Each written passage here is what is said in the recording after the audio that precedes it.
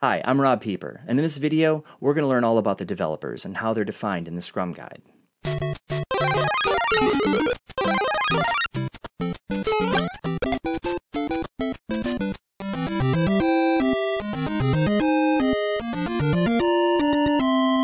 Developers are the people on a Scrum team that develop value. They build usable increments every sprint, something that meets your definition of done. Now, exactly the skills required for developers is going to completely depend on your organization and what you're building. However, the developers are always accountable for the following. 1. Creating a plan for the sprint backlog. 2.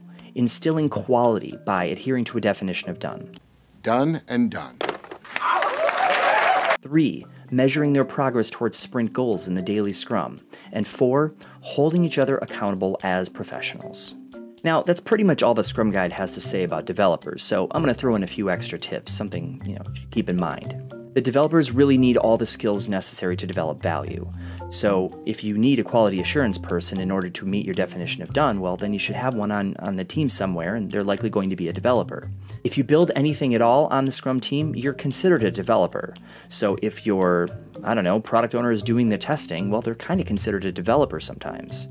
If your Scrum Master is doing documentation that's required, then sometimes they're acting like a developer too. And it's perfectly okay on a Scrum team to play more than one accountability. It does have an impact on focus, but you can do it. Mr. Zuckerberg, do I have your full attention? No. Another thing, developers focus on sprint goals, not so much the day-to-day minutia. So if we divide and conquer in a sprint planning meeting, and then throughout the sprint we're just focused on our own work and we're not coming together and collaborating towards a goal, we're missing a broader option to come together as a team to solve complex problems and to deliver value by accomplishing sprint goals. Come together right now. Developers run their own daily Scrum meetings. The Scrum Master is merely optional. Remember, self-management is super important on a Scrum team, so the developers, that's a meeting for them. They can conduct it all on their own. The Scrum Master merely just helps them understand how it works and helps them keep it to the time box. Time. What time do you think we have? Who makes good developers? Well, good team players. That's not my job. You don't hear that on a good Scrum team.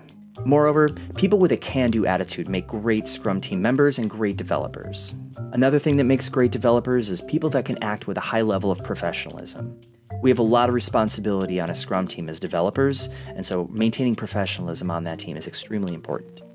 I'm inclined to agree, Prime Minister. What else have you seen on Scrum teams in terms of developers? What kind of skills do they typically have? What makes a great developer? I'd love to hear your thoughts in the comments down below. If you like this video, just hit that like button. We'd really appreciate it. And hit the subscribe button while you're in there, and if you hit that notification bell, we'll make sure you get the latest updates.